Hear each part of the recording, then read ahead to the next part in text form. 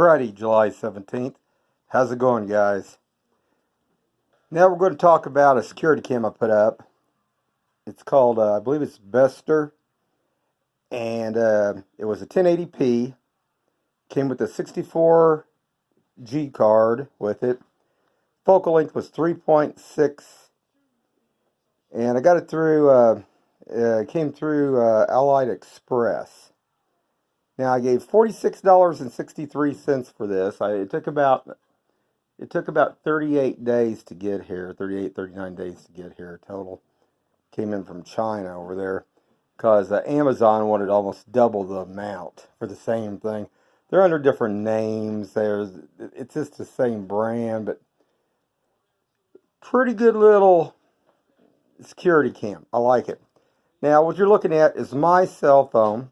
It's coming back through, and you have three different options. You can go through cloud, you can go through your laptop. But this, I'm going to bring this in a little bit more here to you, a little bit bigger. And you can see I got it mounted on the side of the house here. And it's a 360, so you can actually move it around. You have the ability to move it around. I'm going to back out here for a second. And I'm going to show you, I'm going to raise this up a little bit higher. Because I got it down on the property line. I want to raise it up a little bit higher so you can see the view. Okay, oops, too high.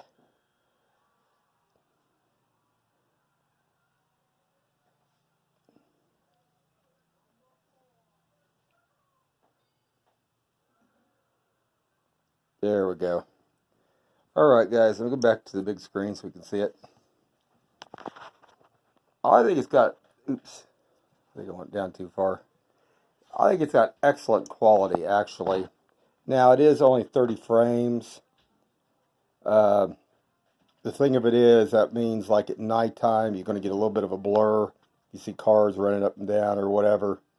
It does have night vision capability. The night vision capability can be turned on and off, which is cool. It also has LED lights on it too that can light up the property.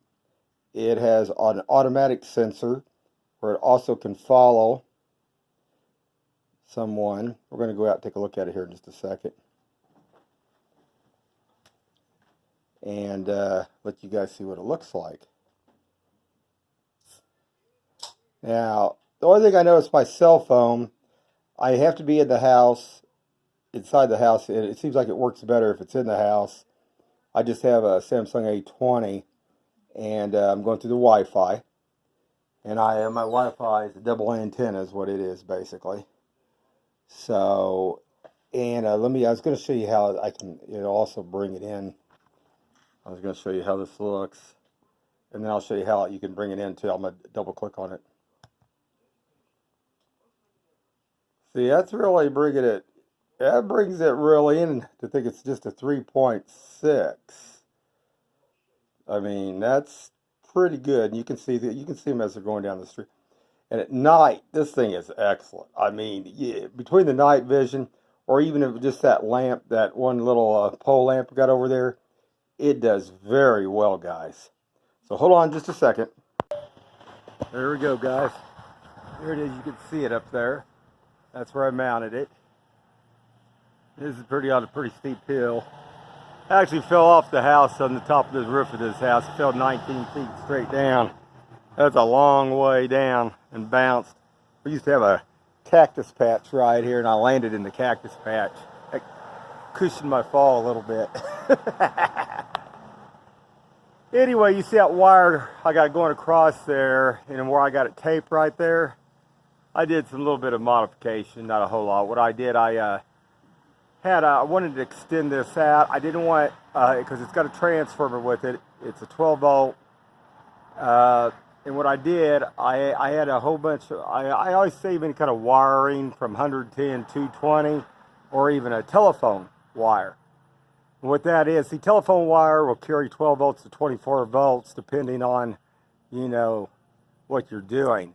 So what I did, I had a whole long length of telephone wire. What I did, I spliced into that, basically that transformer. and made the line, because the transformer wire that came with it, you'd have to buy an extension. I don't know if they make them where you can buy them from them or not, but I made this. This is 26 feet long. So basically you have a 12-volt system coming out. So for some reason, if this thing did start to short out or something, you have 12 volts out here instead of 110, which is a good deal.